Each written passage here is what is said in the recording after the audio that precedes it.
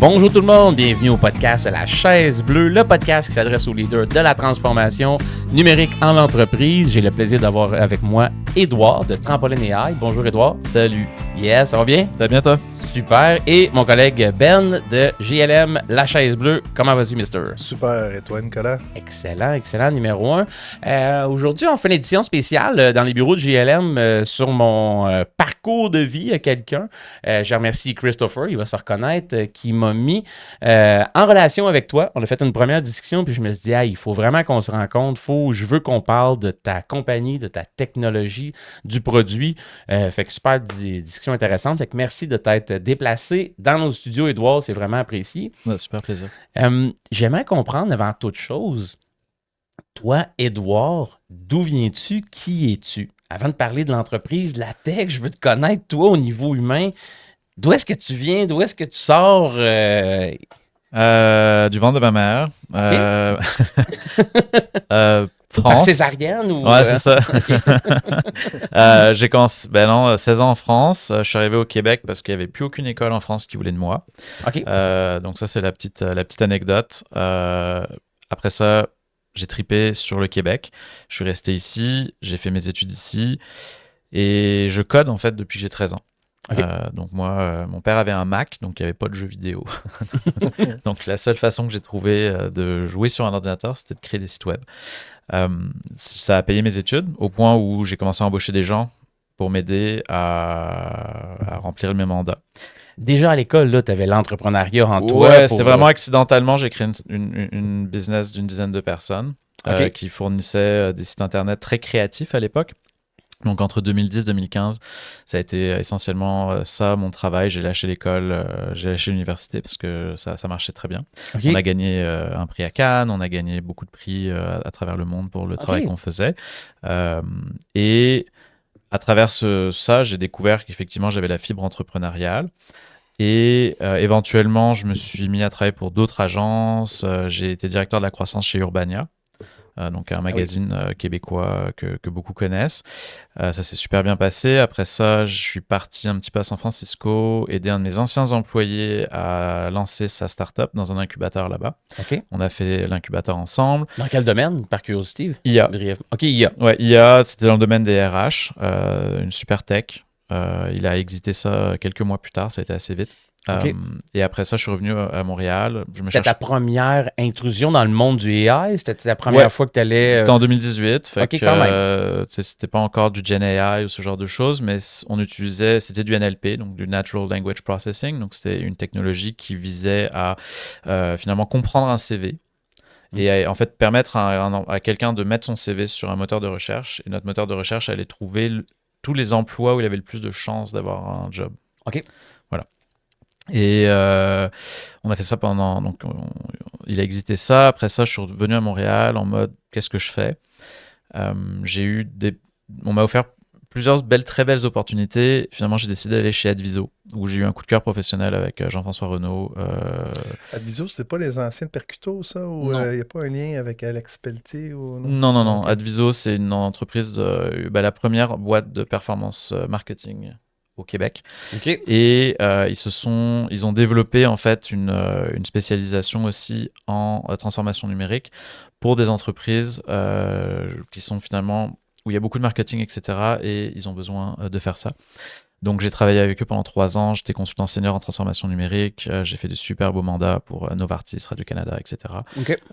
Et beaucoup des refontes d'équipes, d'aider les équipes finalement à mieux travailler avec des nouvelles technologies. Les équipes marketing, les équipes commerciales, images de marque. Non, ça allait vraiment loin. Souvent, en fait, je touchais au modèle d'affaires même de l'entreprise. Ah ouais, quand même.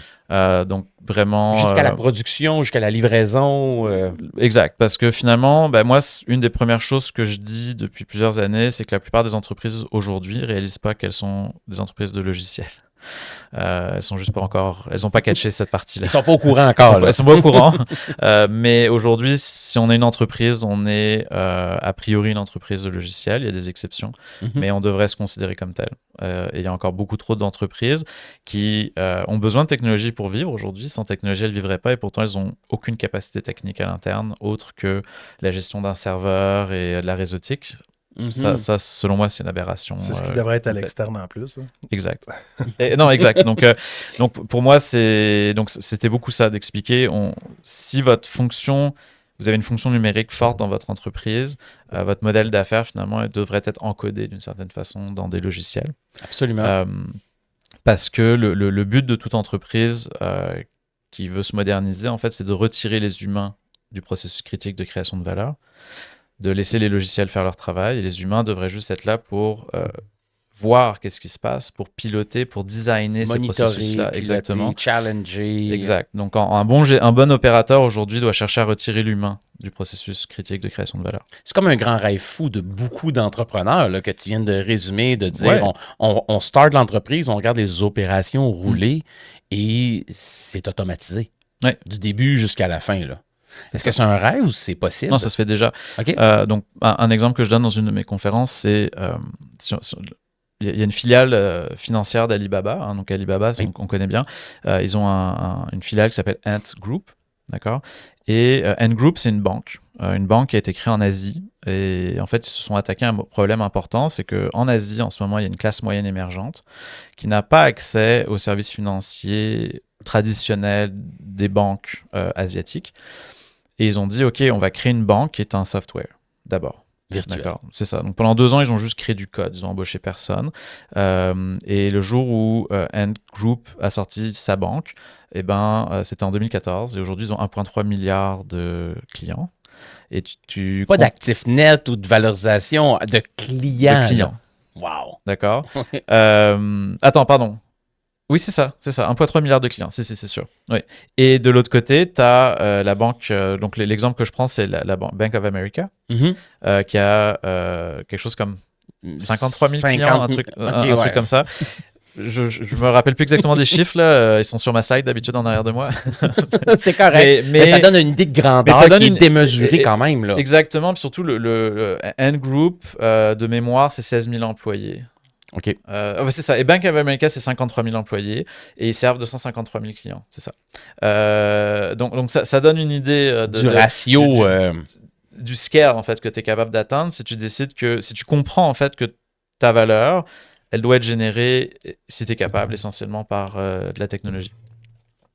Wow. Puis ça, c'est au travers les jobs de consultant que tu as fait dans le dernier emploi que tu as eu. Avant de fonder l'entreprise, ou est-ce que tu as rencontré des clients, puis c'était quelque chose qui te sautait aux yeux, puis en consultation, c'était un peu le mode de pensée que t'amenait à venir qu'à automatiser le processus d'affaires, à connecter, j'imagine, différents systèmes pour que ça soit possible. Puis quel a été un peu l'élément déclencheur ou les choses qui ont fait en sorte que tu t'es dit, hey, faut que je me parte ma boîte là-dedans? Il y a plusieurs choses. D'abord, je suis quelqu'un qui pense toujours en système. Donc, parce que je code depuis que j'ai 13 ans. Donc, j'essaie toujours de trouver comment est-ce que je peux organiser ça de façon à ce que ça roule tout seul. Comment est-ce qu'on le systématise? Le plus autonome possible. Oui. Et en même temps, je suis quelqu'un de... je pense que j'ai un gène un peu feignant. Là. J'aime pas ça travailler pour rien. J'aime ça savoir que ce que je fais, ça vaut la peine. Et donc, beaucoup à travers mon parcours, autant en start-up, avec d'autres clients, etc., j'ai eu la problématique de me scaler moi-même, c'est-à-dire que je quitte Urbania, il y a des choses que je sais faire que les autres ne savent pas faire, donc comment est-ce que je transmets cette connaissance-là? Okay. Alors, pendant des années, là, ça fait 15 ans qu'un peu partout où je passe, je laisse de la documentation, je laisse des traces écrites de ce que j'ai fait. 1 an plus tard, on me rappelle encore en me disant « Allô, Edouard, tu sais, cette affaire-là, comment tu la faisais exactement? » Puis je suis comme « pourquoi vous n'utilisez pas le wiki que j'ai mis en place? Puis, on a oublié de payer la licence, parce que les choses de même qui se sont passées à différents endroits, sachant que j'ai toujours aidé aussi beaucoup de gens à mon compte. Et donc, même dans ma propre entreprise, on faisait des sites, on faisait des trucs super cool. Puis 1 an plus tard, 2 ans plus tard, tu as un employé qui est parti. La connaissance qui a permis de faire ça, on l'a pu. Fait que toi, tout d'un coup, tu es comme... Moi, sur mon site internet, je dis que je sais faire des choses. Donc, nous, par exemple, à l'époque, en 2012, là, on était des kings du WebGL. Mais je savais plus le faire, en vrai, à partir du moment où j'avais un employé qui était parti. Et là. Tu vois ce que je veux dire? C'est une grande vulnérabilité pour l'entreprise quand par rapport à des humains, tu te retrouves un peu, pas les culottes à terre, mais jusqu'à un certain point vulnérable. Exact. Puis toi, en tant qu'entreprise, tu veux à quelque part attirer le meilleur talent parce que tu comprends que ce qu'ils ont dans la tête, ça a énormément de valeur.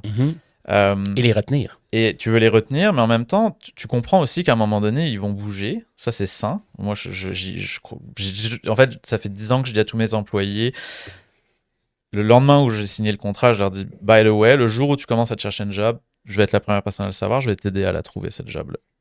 Okay. Génial. C'est une belle culture, ça. Ça, c'est aussi simple que ça parce que ça me sert à rien que cette personne-là reste malheureuse avec moi. Au contraire, je préfère être la personne qui va l'aider à trouver sa prochaine job. Puis moi, j'ai un warning, tu sais, je le sais d'avance que cette personne-là cherche autre chose. Ça me met pas du tout en crise, au contraire, je trouve que c'est sain. Ça me montre qu'il y a une belle confiance entre elle et moi si elle est capable de venir me le dire.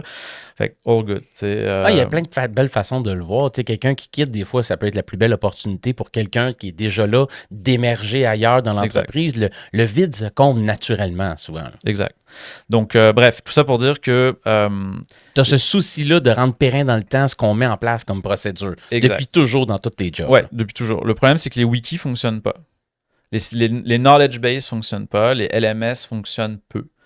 On entend beaucoup parler d'LMS. Bien sûr, parce que... Toutes les entreprises qu'on rencontre veulent faire l'université entreprise ABC, l'université ça, et ainsi de suite. C'est le rêve de beaucoup de gens dans le roadmap numérique. Bien sûr, mais imagine le paradoxe. En ce moment, les universités, les vraies universités, là, ont leur plus gros problème, c'est que ce qu'elles apprennent à leurs étudiants ne va plus être vrai d'ici 3 à 5 ans. Peut-être 2 à 3 ans même. J'y vais en moyenne. Là. C'est sûr que si c'est de l'anthropologie, ça va durer plus longtemps. Là, mais tu sais, en gestion, dans beaucoup de domaines, le shelf life du knowledge diminue. D'accord, mais il y en a plus et il faut être capable de l'utiliser plus rapidement pour qu'il soit pertinent. Puis que là, j'ai des entreprises qui nous disent effectivement, ouais, nous on va créer une université, ce genre de choses. Ils sont en train de créer un contenu, donc ils mettent beaucoup d'argent, donc ils mettent beaucoup de valeur de production dans ces contenus-là, et ces contenus-là ont moins de durée, un shelf life qui est plus court que ce qu'il avait il y a 10 ans. Il y a un coût d'entretien énorme aussi à ça. Là. Exact. Et en plus, ça demande des heures et des heures aux gens de venir ingurgiter ce contenu-là. Fait qu'à quelque part, ton time to value là, de ton employé, il prend plus de temps finalement. Absolument. Un nouvel employé, si on calcule que ça peut coûter 25-30 000, des fois le former avant qu'il soit productif dans l'entreprise, déjà là, on y rajoute ces semaines-là aux universités. Ça se peut qu'on augmente ce coût-là. Là. Et tout ce que cet employé-là sait, toi, tu n'es pas en train de l'apprendre en tant qu'entreprise. Tu l'as quand l'employé est là, quand il s'en va, tu l'as perdu. Parce que c'est tout dans sa tête à lui. Exact. Donc, moi, basé sur tout ça, avec mon co-founder Gabriel et bon ami, là, ça fait 11 ans qu'on se connaît et qu'on travaille ensemble par-ci par-là, on s'est regardé, on s'est dit, OK, il y a quelque chose là, comme il y a un vrai problème qui devient de pire en pire, que tout le monde essaie de patcher d'une manière ou d'une autre, qu'est-ce qu'on fait? Fait que là, au début, l'idée toute simple, c'était, on va faire parce que nous, on a un insight avec Gabriel qui est très fort, qui est de dire ChatGPT, l'IA générative, oui, c'est bien pour générer du contenu, mais c'est encore mieux pour poser des questions à des humains. Pour prompter des humains, c'est encore mieux. Pourquoi? Parce que moi, quand je te passe en entrevue, là, en fonction de mon humeur, en fonction de qui tu es, l'entrevue, il va changer. Okay? Si j'utilise une machine pour m'aider à structurer mes questions. Là, je m'assure que je pose tout le temps les mêmes questions aux gens, que je vais toujours explorer les mêmes sujets, etc. Donc, je vais être beaucoup plus consistant. Et comme on le sait, la consistance, c'est la base du succès. Fait que ça, c'est vraiment important. Quel médecin généraliste que tu irais rencontrer qui aurait toujours la même série de questions, sans l'humeur de la roche de la salle d'urgence qu'il y a eu? Fait que, il y a plein de beaux parallèles avec ça. Voilà.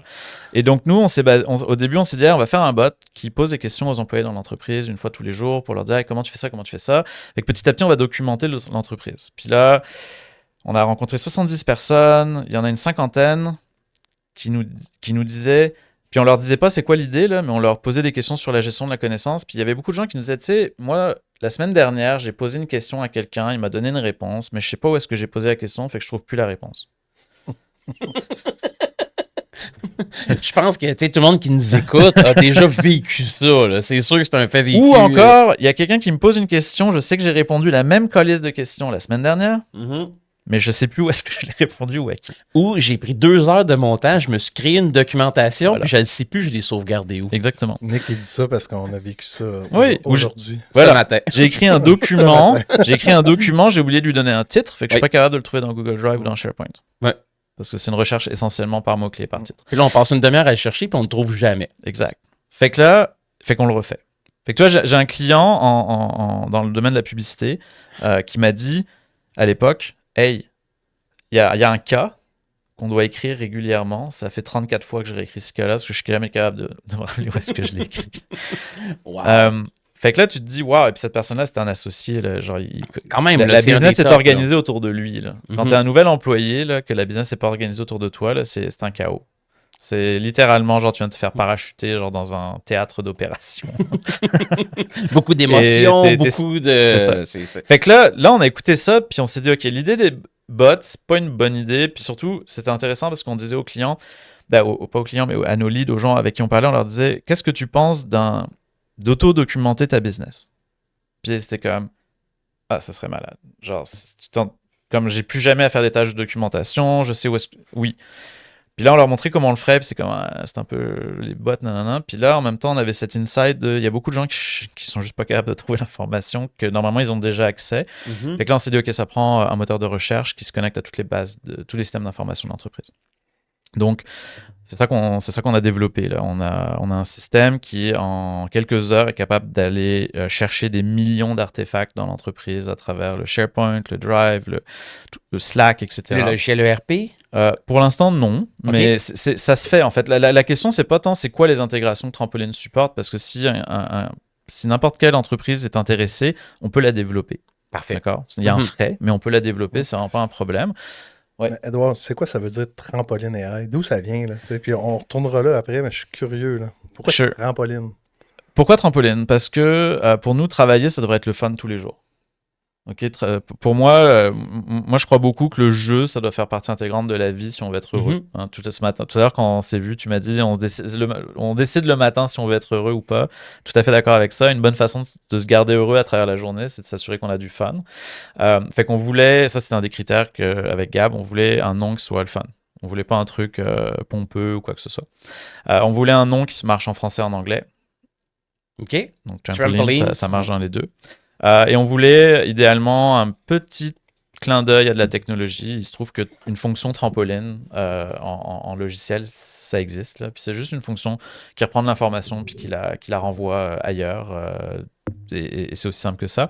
Et donc voilà, donc ça satisfaisait ces trois critères-là. C'est Gabriel qui a trouvé le nom et c'est génial. On le garde. Tu remets à César ce qui revient à César. Oui, puis maintenant, il faut aller de l'avant. Là. Ça prend un statut. C'est ça. Puis moi, j'ai pas eu la chance là, de discuter avant l'entrevue. Toi et Nicolas, vous avez eu la chance. Là. Puis pour les gens qui écoutent, Trampoline, en fait, c'est une entreprise qui développe un logiciel ou qui présentement offre du service dans le but de développer son logiciel ou c'est juste me mettre en contexte. Là. En gros, on offre un logiciel, donc c'est vraiment un produit. Ouais. Et on résiste très très fort pour pas faire de service. Okay. Mais on en fait quand même un peu de temps en temps. C'est pas chouette. Exact. Mais pour comprendre ton client. Aussi. Exact. Ouais. Donc, ça commence toujours comme ça, les entreprises, beaucoup quand c'est un domaine émergent qui a beaucoup de services, conseils, que maintenant tu viens qu'à, comme tu l'offres, packagé dans des processus standardisés. Fait que, comme l'entreprise est un peu pas en démarrage, mais tu sais quand même. Oui, en démarrage. Au début, OK, disons, appelons un chat, là. Ouais. Fait que oui, en démarrage. Puis cette industrie-là est aussi en démarrage. Tu es en train de créer une nouvelle industrie. Je pense pas que j'ai jamais vu ça ailleurs. En tout cas, ce que tu nous parles là. Ce qu'on fait, la base, donc un moteur de recherche qui se connecte à toutes les sources d'informations de l'entreprise, ça existe surtout au niveau enterprise. D'accord? Oui. Donc Coveo à Montréal a fait son beurre pendant 15 ans avec ça. Coveo en ce moment se fait voler son lunch par une nouvelle entreprise qui s'appelle Glean. Qui est une entreprise aussi qui sert vraiment du enterprise. Donc, eux, c'est une entreprise qui te propose d'être son nouvel intranet, si tu veux. Ça, oui, ça existe absolument, voilà. Mais ça va plus loin. Nous, c'est vraiment, on a la philosophie inverse. C'est-à-dire que nous, on ne veut pas être le nouveau logiciel que tout le monde utilise et la porte d'entrée de tout dans ton entreprise. On veut être le logiciel qui existe dans tous les logiciels que tu utilises déjà.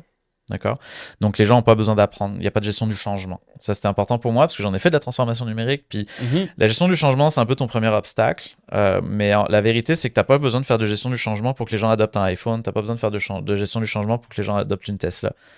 Tu vois ce que je veux dire? Quand tu fais un produit que les gens aiment, est agréable à utiliser, tu n'as pas besoin de faire de la gestion du changement. Du moins, ça le réduit énormément. Énormément. Il y a quand même un plan de communication à mettre en place, d'aviser les gens un minimum. Of course, mais tu sais, en ce moment, on a déjà des clients, puis essentiellement, à quoi ça ressemble? On leur dit, voici les 3 tâches à faire pour chaque employé, donc ils doivent aller se connecter avec leur compte, d'accord? Puis après ça, on les laisse s'en servir. Puis ce qu'on se rend compte, c'est que la première semaine, il y a juste quelques employés qui s'en servent. Puis la deuxième semaine, il y en a un peu plus. Puis ça augmente comme ça organiquement dans l'entreprise. D'accord ? Par la vertu de certains employés s'en servent, pour eux ça marche parce que naturellement ils comprennent mieux comment ça marche et donc ils disent aux autres ça marche de même. C'est qui le client cible? C'est-tu la grande entreprise, la moyenne entreprise, tout le monde? Non, c'est pas tout le monde. Okay. La grande entreprise, ça nous intéresse pas en tout. OK. Ils pourraient éventuellement utiliser notre API. Mais tu vois, quand je te disais on résiste à faire du service, faudrait qu'ils se convainquent très très fort eux-mêmes qu'ils ont besoin de notre API, qu'ils peuvent sauver énormément de temps à leurs développeurs. Ce qui est vrai, mais en ce moment, la plupart des entreprises avec lesquelles on parle nous disent on pense à le faire nous-mêmes. Je suis comme fair enough. Bonne fucking chance, mais parfait. Nous, en ce moment, c'est vraiment de la moyenne entreprise. Donc, par exemple, on a comme partenaire de design depuis le tout début Moment Factory.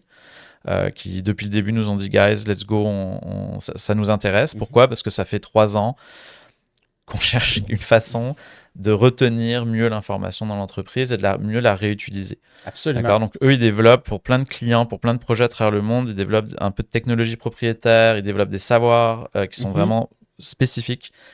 Comment est-ce que tu gardes ça pour que ça soit réexploitable sur un projet, un autre projet, un autre projet ? La particularité de Trampoline, c'est que oui, on va chercher l'information dans les systèmes. Mais en fait, souvent, l'information n'existe pas. Elle est dans la tête de quelqu'un. Oui. Et donc, notre IA va aller trouver c'est qui cette personne-là et va lui envoyer ta question. Et donc là, tout d'un coup, la personne elle reçoit une requête pour avoir de l'aide. On lui dit « Hey, Nicolas, j'ai besoin de ton aide pour ça. » Parce qu'apparemment, tu as déjà fait tel type de projet qui ressemble à celui que je fais. Exact. Et donc, toi, tu dis « Oui. » Alors, en fait, tu as juste besoin d'avoir accès à ces 3 documents auxquels tu n'avais pas accès, parce que notre système, il respecte les permissions d'accès des gens. Hein, donc, tu ne peux pas utiliser Trampoline pour aller voir les emails de ton patron. C'est pas possible. Okay. Ça, c'est codé pour que ce soit complètement impossible. Par contre, tu peux dire, j'ai pas d'informations sur telle chose. Par exemple, est-ce qu'on a déjà fait un projet dans le secteur manufacturier en Floride ? Je sais pas. Je suis un nouveau business, nouveau BDR. Comme qu'est-ce que je sais pas ça. T'écris ça, t'as pas vraiment d'informations. Nicolas, tu reçois la réponse, la question, ça te dit, puis là tu dis oui, on a déjà fait ça. Tu vois les documents que toi tu peux lui partager. Tu lui partages les documents, il a la réponse. Maintenant, cette information-là, elle fait partie de Trampoline. Fait que la prochaine fois que quelqu'un dans l'entreprise pose une question, la réponse elle existe. Puis si, quand je me fais poser la question, et je m'excuse Ben, quand je me fais poser la question, il n'y a pas de documentation qui existe. Je l'ai faite, là, mais c'est tout dans ma tête. C'est ça. Qu'est-ce que je fais dans ce temps-là? Tu l'écris. Tu fais la documentation, tu l'écris. Exact. Fait que c'est ça l'intérêt, c'est que le moment... Dans Trampoline, il faut que j'ouvre SharePoint à c'est dans Trampoline. de... C'est directement dans Trampoline. Okay. Fait que là, la beauté du truc, c'est que tu n'as plus jamais cet enjeu de « Ah, ça me tente pas de faire une tâche de documentation ce soir. » Là, t'es énergisé, là, t'es motivé. Il y a quelqu'un qui a besoin de ton aide. Oui. Fait que tu lui écris la réponse. Maintenant, la réponse existe, c'est terminé.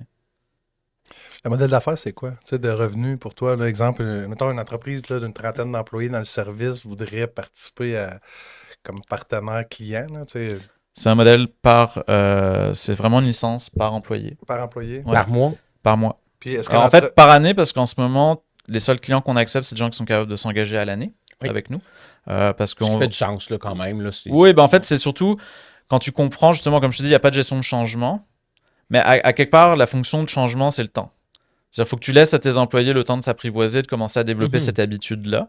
Okay, et elle va arriver organiquement. Donc, si tu nous dis, j'achète un mois, puis on verra le mois prochain, je suis comme, ça sert à rien. Non, comme, c'est sûr. La moitié de tes employés s'en serviront pas après 3 semaines. T'sais. Mais si tout le monde est là ça va. Puis, est-ce qu'une entreprise peut décider de le faire avec un projet pilote, mettons, 50% de la main-d'œuvre ou... Ça dépend de la taille de l'entreprise. Okay. Il y a des tailles en dessous duquel on dira non, c'est toute l'entreprise. Ça fait pas de sens de prendre juste la moitié du monde. L'autre chose aussi, c'est qu'on est une jeune entreprise. Donc, nous, on veut des clients qui sont relativement all-in dans le projet. Dans le sens où, au prix où on le vend, de toute façon, c'est vraiment pas cher. Tous nos clients actuels nous disent on va chercher déjà au moins une demi-heure à 1 heure de temps par semaine. Fait qu'il s'est déjà payé tout seul. De chacune des personnes qui l'utilisent de 1 demi-heure à 1 heure par semaine. Par semaine de temps de travail récupéré à l'ensemble des utilisateurs. Ouais.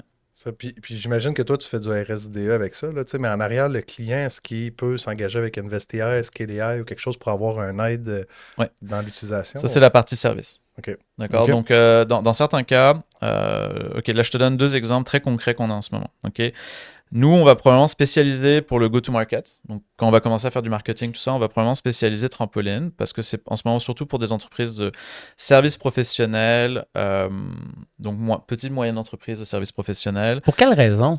Parce que c'est les contacts que vous aviez dans le marché, c'était votre compétence que vous aviez ou c'est plus approprié pour ce domaine-là versus un manufacturier? Je pense que c'est un petit peu plus approprié pour ce domaine-là. OK. Parce que de mon expérience, c'est ceux qui documentent le moins leur travail. Parce qu'ils ne sont pas payés pour documenter leur travail. D'accord ? Donc, quand tu fais du service professionnel, la qualité de ta relation client dépend de ta capacité à retenir le savoir. Fait que tant que tu as ton employé qui est là, qui travaille pour toi, puis que tout va bien, tu as une bonne qualité, tu as une bonne relation client. À partir du moment où tu as de la rotation, ça devient plus difficile. Tu as des clients qui font comme tabarnak. Votre nouvel employé, c'est rien sur moi. Ouais. Puis, tu sais, ça, tu vas l'entendre souvent, là. Comme ça fait des clients qui disent en un an, j'ai dû reformer 3 personnes chez vous à travailler avec moi. Certaines personnes, pour ça, tentent d'utiliser un CRM. Ouais. Pour gérer la relation. Souvent, c'est juste les ventes qui ont accès à ça. OK. Ouais. Tes chargés de projet, ils ne l'ont pas. Tes spécialistes, etc., ils ne l'ont pas. L'autre chose, c'est que dans le service professionnel, il y a énormément de métiers différents dans la même entreprise. D'accord. Là où, j'ai pas parlé avec énormément de gens dans le domaine manufacturier, mais ceux avec qui on a parlé nous ont dit, moi j'en ai besoin, mais plus en mobile, sur le plancher, pour être capable de documenter justement comment est-ce que les gens font telle chose, etc., etc. Ce qui devient plus compliqué. Et aussi, ta chaîne, elle change moins, j'ai envie de dire. Donc, tu sais, une information est vraie un peu plus longtemps que dans le service professionnel où l'information est un peu moins longtemps vraie. Donc ça, c'était la première raison. La deuxième, c'est que c'est aussi une industrie qui est très peu technologisée. D'accord ? C'est-à-dire que t'as quelqu'un qui va utiliser Notion dans la même entreprise, quelqu'un d'autre qui va utiliser Miro, t'as du Slack, t'as de l'information un peu partout. Et c'est une industrie où il y a énormément d'employés qui utilisent leur propre logiciel, qui payent gratuit ou qui payent à même leur poche, juste pour leur info. Juste pour faire rire puis informer aussi les gens qui écoutent, là, j'ai su cette semaine que tous ceux qui utilisent Trello gratuit, ça a été attaché à acheter par Atlassian, c'est fini. Là. C'est fini. Là, c'est rendu. Là, Trello est terminé. Tu passes de 0 à 5. C'est pas cher à 5 000 là, pour tout ce que ça fait. Annuel, mettons pour une entreprise d'une vingtaine d'employés, mais là, les gens ils capotent. Là, je ne veux pas payer. Je suis comme moi, mais tu t'en sers, mettons, là, j'ai quelqu'un qui m'a appelé sans nommer de nom. Là. Il dit là, moi, ça va bien, là, on gère 25 personnes avec Trello, puis là, on gère tout. Là, c'est gratuit. Payant. Je dis, OK, moi, mais comment ça va être payant? 5 000 là? Mais paye-les de 5 000. Non, ouais, c'est ça. Là, il me dit, là, y a-tu de quoi que je pourrais... Non, t'as formé tout le monde. Les gens l'ont adopté, ça va bien, 5 000 par année. T'sais. Là, je pose la question, c'est quoi ton chiffre d'affaires dans le service? Il me dit son chiffre d'affaires, je dis, tu aurais investi 4,8 % de ton coût d'opération. Là. Fait que ton 5 000, il représente même pas 5 % de ce que tu devrais investir pour vrai. Fait que, c'est une mauvaise culture là, technologique. Puis pour moi, c'est un peu le dernier clou là-dedans. Pourquoi en ce moment, on pense au service professionnel le plus, c'est qu'il y a un squeeze dans ce domaine-là, où ils ont besoin de faire plus d'heures s'ils veulent arriver à juste faire leur marge. T'sais. Fait qu'il y a beaucoup d'entreprises en ce moment de services qui commencent à augmenter le nombre d'heures facturables par employé, mais en même temps, ils sont déjà pas mal à la limite. Et en même temps, c'est des entreprises qui essayent d'avoir la conciliation travail-famille, ce genre de choses-là. Mais augmenter les heures elles ont besoin d'augmenter leur valeur horaire. Elles ont besoin qu'une heure soit mieux travaillée. C'est la productivité. C'est de la productivité, exactement. Et la productivité dans le service, c'est essentiellement passer d'une information qui est dans mon Trello à un email, à un autre software, puis après ça, l'envoyer dans Slack. Combiner l'information de 3 personnes, c'est énormément en fait de travail avec de l'information, de la data non structurée. Fait que notre système, il aide ça énormément puisque quand tu travailles, tu as tout le temps accès à toute l'information que tu as besoin de savoir sur un sujet précis. Mais je peux pas penser, par contre, de prendre une action dans Trampoline, de mettre à jour mon canal de communication Slack, que ça aille rédiger une partie du courriel qu'il faut que j'envoie au client, puis de colliger l'information dans ma gestion de projet, là.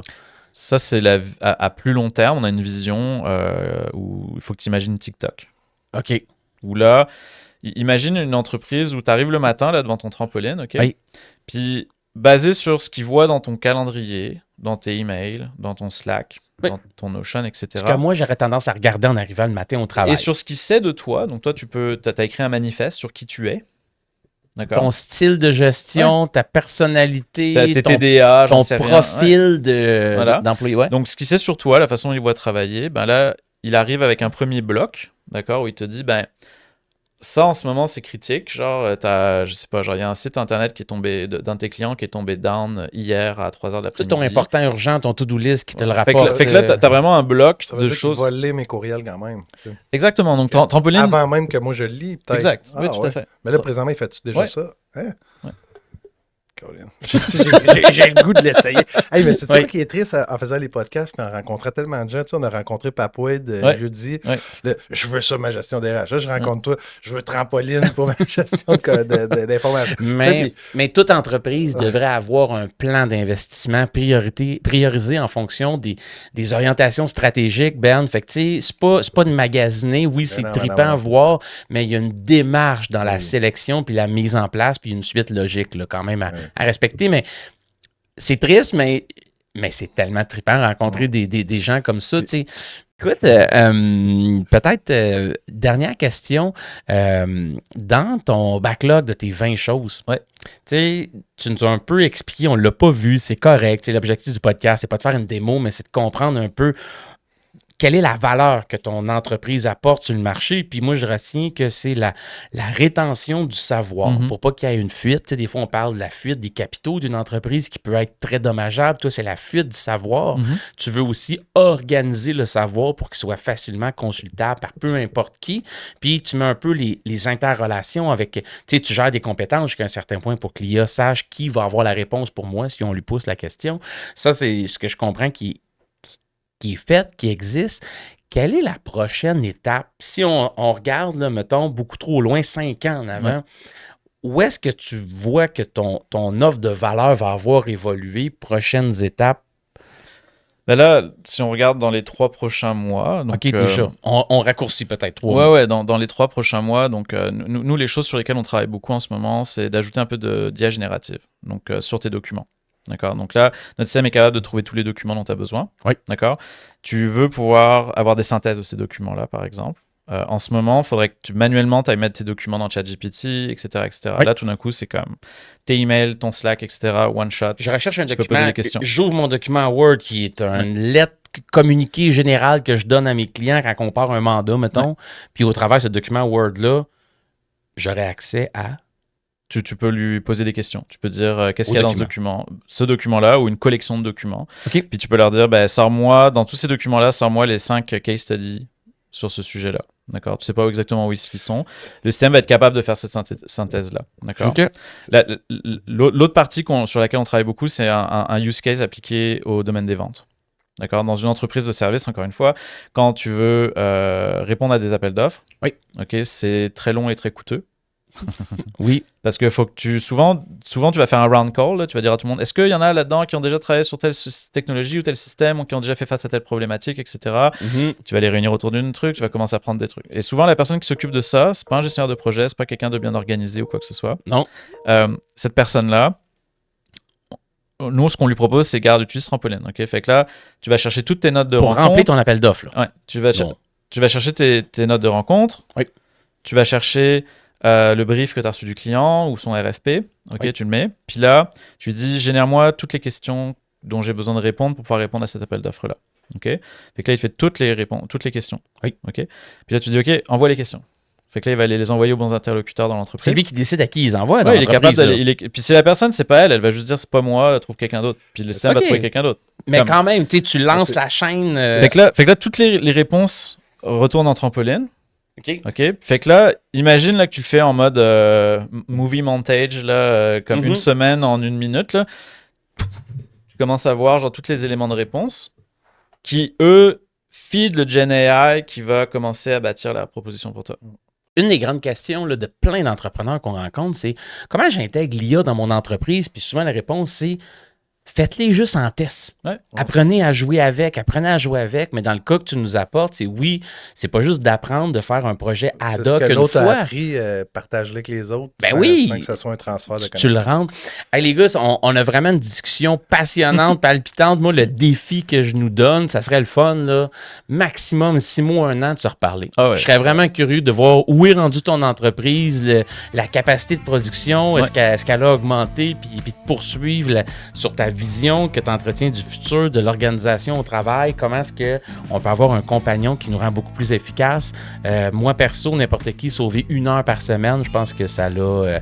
Puis ça, c'est un minimum. Je suis convaincu qu'il y a des gens moins efficaces que ça pourrait être peut-être plus, mais 1 heure par semaine, c'est bon, là. On a beaucoup de science qui nous dit qu'on peut aller chercher éventuellement 18 heures par mois, par employé. Ah, j'ai pas de doute là-dessus. Ben écoute, félicitations Édouard pour vrai, le super beau problème que tu viens solutionner. La productivité en entreprise, je pense que c'est clé pour notre société. Fait que bravo, lâche pas là-dedans, puis on se reparle très bientôt, Mister. Thanks, Good job, j'ai adoré ça. Merci d'être venu. Merci à toi.